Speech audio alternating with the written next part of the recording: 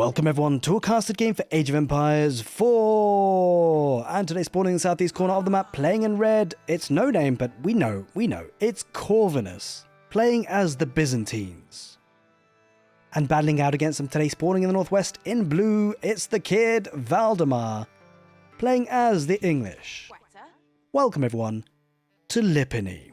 As always, hope you guys are having a great morning, good afternoon, maybe even a good evening. And it's that age-old matchup, the English versus the Byzantines, two very popular civilizations in Age of Empires. And it's going to be an exciting one, especially on a map like Lipany. We haven't seen this map for a while, and the spawn is a little bit awkward. You've got lots of cliffs in the north, very open in the south. I mean, look at this, it's just a complete open area. There's plenty of space for armies to run on through.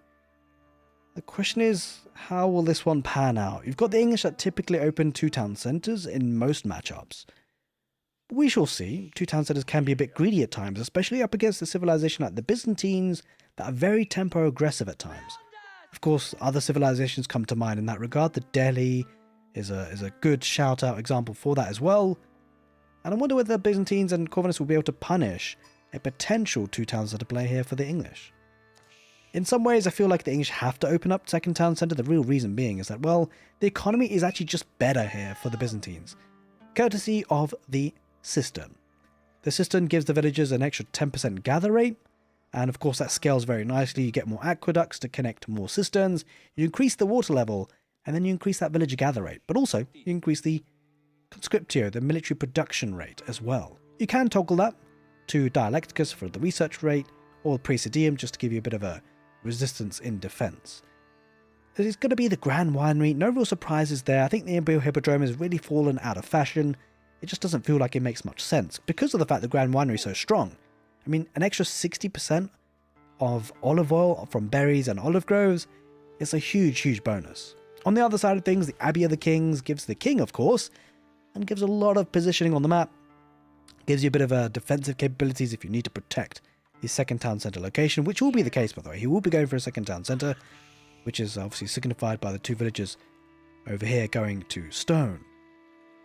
Now, one thing to consider as well is that actually we've seen some crazy plays from Corvinus. He's been going for trade posts and mercenary houses on them as well. And there's a good chance you might be seeing that today. Look at this. Royal Knight and Horse Archer. Down in the south, Corvinus could be making Chukunu and mercenary war elephants. I'm excited to see this one pan out. I mean, you could just go for Keshiks. That's typically what the Byzantines go against the English as the mercenary contract. We shall see if Corvinus tries to spice things up today. Now, as always, I'd like to say a very big thank you for everyone who's been supporting the channel, whether it be on Twitch or YouTube. You guys are absolute legends. If I can ask for a really quick favour, completely free, just drop down in the comment section below your favourite emoji and give the video a thumbs up. And yeah, if you enjoy the content, you got to help me out a little bit. It's completely free as well. I appreciate you guys so much. I've really been enjoying Age of Empires 4 casting recently, most because actually I've been very selective about the games I cast, looking at the civilization matchups, the players involved, like the game length, those kind of statistics, but not enough to kind of spoil things. You don't want to really spoil the game before you watch it, right? So, but it just means a high probability that the game's going to be a good one. And if you didn't know, by the way, I do actually only upload the very best casts or the very best games that I cast to YouTube. So that means that, when you watch a video of mine, you're fairly certain it's going to be a banger or it's going to be a decent one at least. And that way I know that we're not wasting people's time, but more importantly, you don't want to watch the games that are just sort of 30-minute, nothing really happens, and it just feels like a bit of a waste of time, right? So if this is making it to YouTube, that means something funky happens, and you'll just have to watch and wait and see what it is. But there's the aqueducts coming up for these cisterns, going to be getting water level 2 very soon, and archery range, which is interesting because you typically expect to see a stable. Now, what this could suggest is either a mercenary house back at home for Keshiks, or, as we can see on the little mini-map, something funky is happening. Villagers going across, well, one villager at least, going to be building a mercenary house. And actually, if you remember earlier, that's going to give us access to the French Royal Knight. That's pretty epic. You can see Royal Knights and archers for the Byzantines. And bear in mind, this is all paid for by olive oil, the secondary resource for the Byzantines, especially on a map like Lipany. The Byzantines, the Berry Brothers civilizations, I like to call them, Delhi Sultanate, Ayyubids, the Abbasids, the Japanese to some extent. They love berries, and maps like this suit them so well because they've got plenty of berries on the map. Speaking of which, by the way, this location here is a crazy spot for like a keep, right? You got deer pack, boar, berries, gold. It's an 8,000 tile gold vein as well, but we'll see if that becomes relevant in the later stage of the game.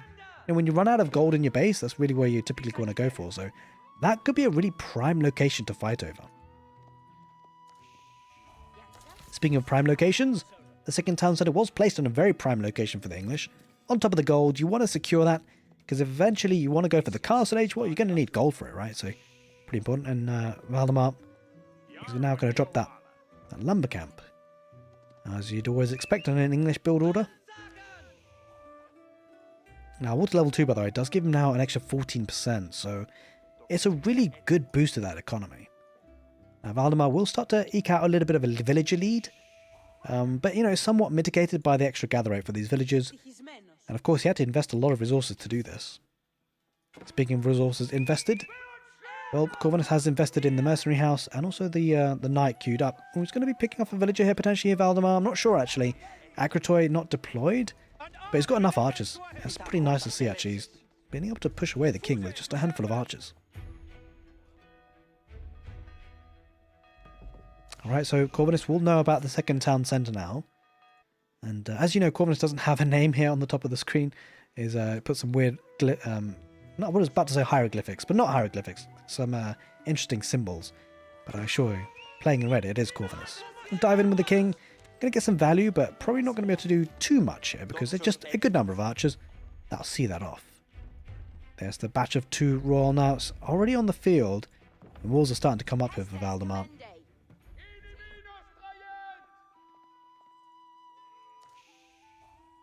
Now, bear in mind, you know, the Byzantines are a civilization from the new Sultan's Ascent DLC. But we're going to be getting a newer DLC in 2025. I'm super excited, actually. That's really going to shake things up. I mean, I was pretty excited for the Ottomans and Malians, and even more excited for the Byzantines, and, you know, a lot of the variant civilizations, and the Japanese, of course. But I feel like, you know, the next DLC has got me even more excited, because Age of Empires 4 is already in a really good spot. And you can imagine with more civilizations, it's just going to get better and better. Also, bear in mind, there aren't that many other RTS games that I think are doing very well at all. I mean, StarCraft is just not being supported anymore, so that's going to eventually die out, of course. And then, you know, Stormgate wasn't, yeah, I don't know about that game. It's just not really taken off at all, and I don't know if it ever will. You got Zero Space, which actually I'm quietly confident about. I think it's a really nice RTS, but it won't necessarily get to the scale of Age of Empires, right? You've got Microsoft, you've got the whole Age of Empires franchise behind it. And you've got a game which is in active development. We're having patches very frequently, and a new DLC will just, you know, be the cherry on the cake. And it's a very tasty cake, I've got to say. You know what? Speaking of cakes, I would love some cake. Let me know what your comments in the comment section below what your favourite cake is. I've been going through red velvet and maybe sometimes carrot cake is an odd one, but it can be tasty. Either way, we'll stop talking about cake, and because I mean, Valdemar's had his cake and he's eating it recently. He's been getting a lot of villagers out. Not really punished at all, although that might start to change. As Corvinus is starting to build up, you know, quite a good number of units. In the form of the Royal Knights and the Archers. Now Valdemar is starting to wall up. Wait, is that... That's closed, right? It's a bit awkward. Sometimes in Lipany you get really weird generations, but that does look... I don't know. It's a bit dicey because of the grass, right? It feels like where there's grass, you can cross. We'll have to see on that. Valdemar might just wall it up just to be safe, right? It's going to be walling up this side, and now it takes a long time for villagers to wall up now these days. Palisades have received a bit of a nerf. He does lose a scout. So that villager is going to take the time to wall it on up and get secured and safe, as more knights are about to be heading onto the field. So certainly it's going to be, you know, the English 2-town centre play, and it's going to be down to the Byzantines to try and punish that. We'll actually see if this is open or not. Oh, it looks like it's open. Those knights. Oh my god, it is open. That's going to actually cause a lot of damage potentially here for Valdemar. So I think he spots it now. He realises, so he will be hopefully looking to try and wall that up. But with this number of knights on the field, it'd be difficult. It's just plainly longbows here for Valdemar. Now he does have steeled arrow, but Corvinus has iron undermesh, so it's pretty helpful to have that on the knights. He's going to dive in potentially here, but you know, TCs for the English are pretty powerful at firing off. So he's diving in a little bit too close for comfort potentially here. He's going to have to back away for now. Maybe doesn't have quite the numbers he would have wanted. But he's not going to group up. Oh, he didn't kill those villagers, would you believe? That villager, rather. Would have been a nice escape route. As well as killing a villager. But behind all this, he's going to go to the castle age. So I think that's a nice play rather than diving with this feudal age army. The reason why is because you're already up to the castle age. Make these veteran royal knights, make these veteran archers, and they're going to cause a lot of havoc in Valdemar's base. No doubt about it. Valdemar, of course, as the English, playing that conservative approach, having to stay at home, build that economic lead in terms of villager count, and then work from there.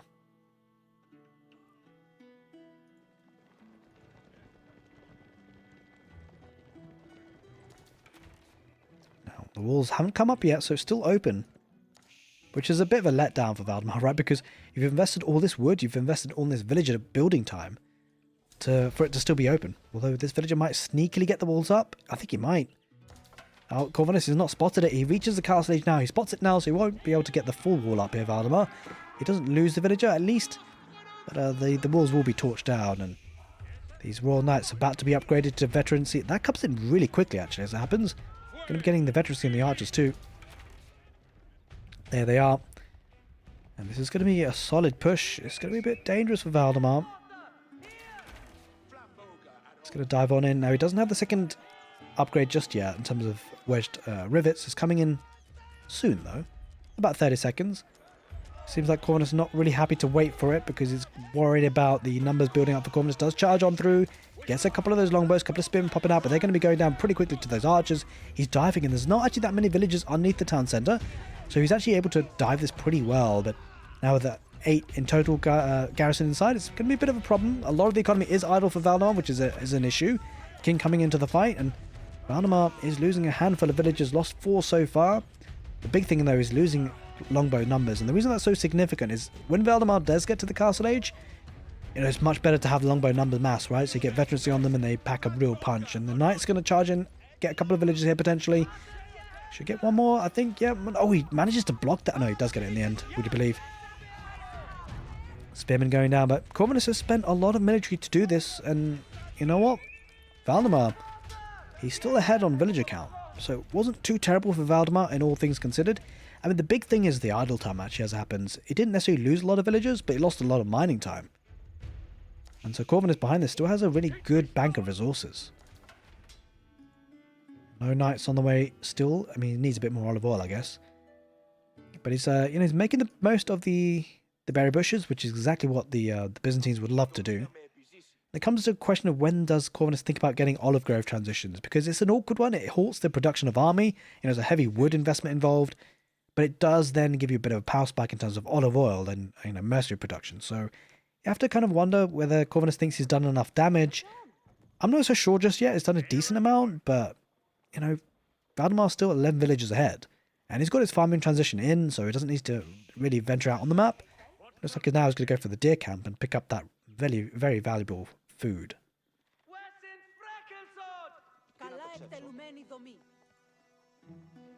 Now, Valdemar knows about the barriers on the right side, but can't really do too much about it, really, of course. Doesn't really have the military presence or the mobility. Maybe he could send his king wherever he is on the map. There he is, yeah. Looks like he's doing exactly that, right? But Corvinus spots this. He's going to keep 2 knights there just in case to protect. Although he's moving out with them now. No, he sends them back. Understandably. Good idea. Does make a cataphract, would you believe, the premium unit for the Byzantines.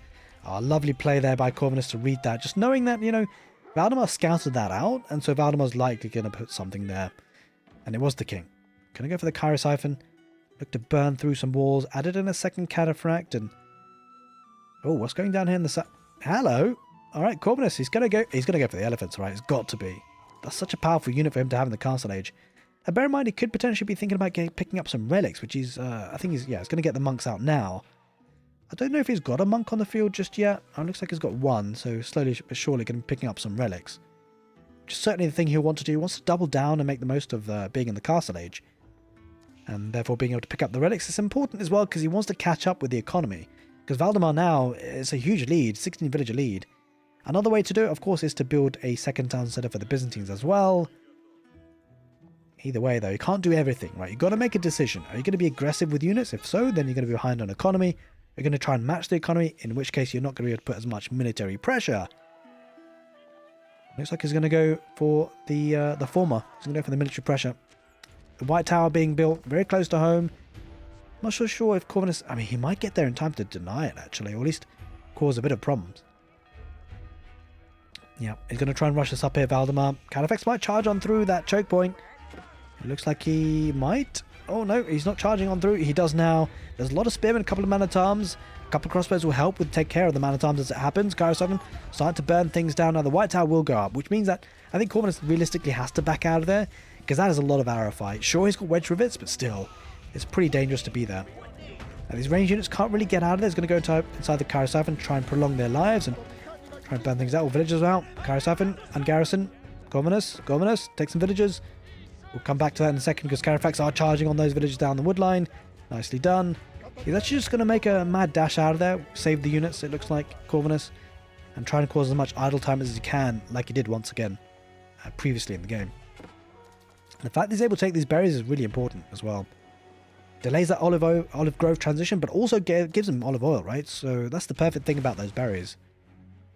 Not only does it delay the olive grove transition, it means he still gets olive oil from them. Loses one cataphract. Going to charge on through with the cataphracts. Nicely done. But there's a good number of spearmen. I'll still feud late spearmen as it happens. There's crossbows really that's going to do the most damage to them. These cataphracts, they're going to try and get as much value as possible. Corvinus possibly looking to regroup together. And with the siege workshop as well. Probably trebuchets. Which is actually nice to see because of course siege has had a big rework in Age of Empires. And springalds are no longer there to take out siege. So this is a lovely play actually. Because Valdemar, how does he deal with siege? He's going to need a siege of his own. He's going to need mangonels, maybe. But how does he deal with trebuchets? He's going to have to get cavalry to try and swoop around the back somehow, but I don't know how likely that's going to be. Horse archers on the field for the Byzantines. A couple of knights here. Going to lose their lives if they don't retreat. They will lose one there. Down in the south. Is he? Oh, he's making a war elephant. It's what you love to see. And a forward outpost too, just to get that extra vision. But Valdemar, you know, he's still 10 villages ahead. The trouble is that's not as good as a lead as you'd expect. Because of the fact that Corvinus has 2 relics, the fact that Corvinus has water level 3, that's an extra 18% gather rate on all these villages. It makes a big chunk of the difference between the 2 villager counts. The first trebuchet is out, going to start trebucheting and sieging down the English landmarks potentially, the buildings certainly. He's also going to be looking to get the sacred sets. Oh, that villager is getting bitten to pieces. Hopefully he doesn't lose a villager. Do we just keep an eye on this? Possibly. We'll come back to it in a minute. Okay, so he's going to go for the second town centre. Valdemar a bit anxious, a bit cautious about moving out, understandably so. Yeah. Kill the wolf! Wait. Okay, I guess there's 2 wolves there. What's going on, Corvinus? Hello? Well, that's a little bit awkward, isn't it? Oh, he's actually going to lose a villager. Oh dear, disaster. Either way, on the front lines, 2 trebuchets now added into the mix. Where is that war elephant? Should be making his move across the map soon. Has it not arrived yet? Where is it? Oh, there it is. It is pretty slow after all, but eventually he'll get there. Has he actually been able... He has actually been able to queue up another one, which is very nice. Slowly but surely, going to be making his way through that town centre. Good number of crossbows, going to work on the cataphracts. And the horse archers are behind, but that's a lot of units for Valdemar, gotta say.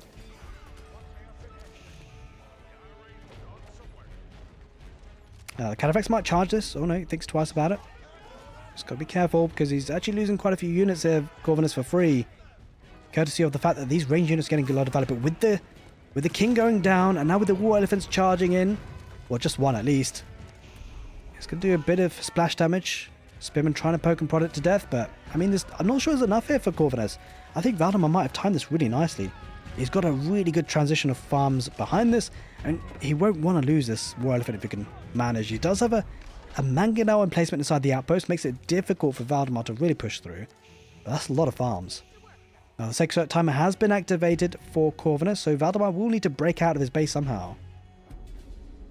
As he looks to take some berries there. He should have food coming out of his ears, though. Yeah, 1,600. Almost 1,000 per minute more than his enemy. And the great thing for the siege damage coming in is that Valdemar, if he wants to repair this, and it's expensive, he's got to, got to pump wood into that. The berries, let's see what the situation is. Actually moving forward to the berries in the middle of the map, would you believe? It's kind of crazy he's being able to achieve that. Of course, focusing in the north is very tightly knit packed and hard for Valdemar to break out this side, so Corvinus really leveraging that fact, and there's a third war elephant. Jeez, they came out quickly. Is he making more? He is as well. That's going to be a lot of elephants. That's going to be hard to deal with here for Valdemar. The second trebuchet comes out for Valdemar. Bear in mind, he can actually make them from the White Tower, which is very nice for him. He now tries to siege down the outpost, which will go down. Villagers were coming out to repair, but I don't think 2 was ever really going to cut it.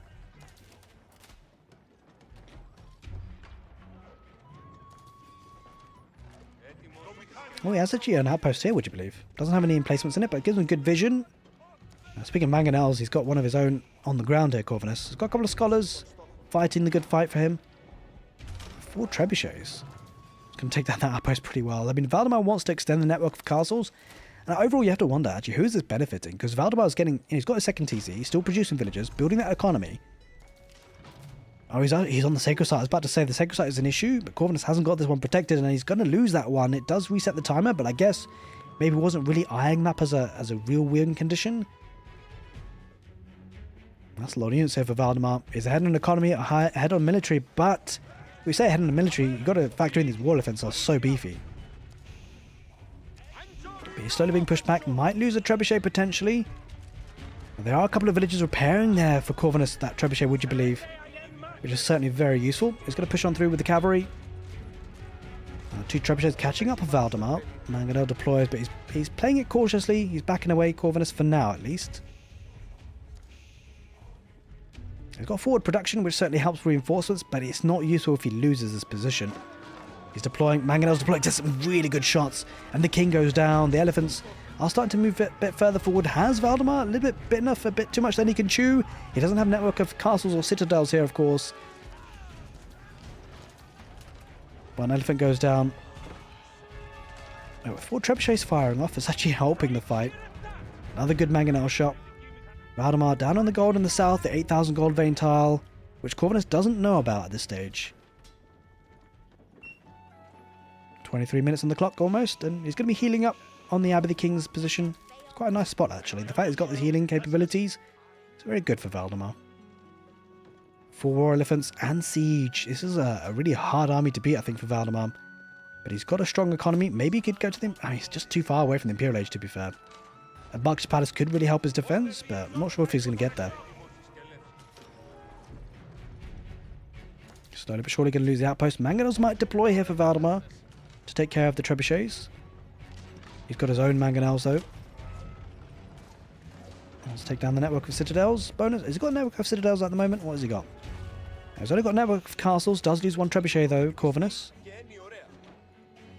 24 minutes on the clock almost. And he's starting to pump units. Look at the horseman numbers. Interesting he's going for horsemen. I guess he's going to try and dive on the enemy siege. That's probably a good way to do it. There's a bit of a deadlock in the middle of the map, I've got to say. There's some back gold here for the English. Plenty of wood being chopped over. Now, I think the thing we really have to think about in this situation, in the context of the game, is that actually Corvinus has to make a big play in the next 5-10 minutes, because if he doesn't, well, Valdemar's economy is already buzzing. He's got an extra 30-odd villagers. Now, granted, of course, 4 relics and 2 sacred sites are certainly going to help the Byzantines and Corvinus. And of course, he's getting mercenaries through olive oil, and he's got the cisterns. I mean, to be fair, when you put it like that, perhaps the economies aren't too far apart. But eventually, Valdemar's economy will be buzzing, and there's a potential for him to go to the Imperial Age of the Berkshire Palace, which would be great for defense.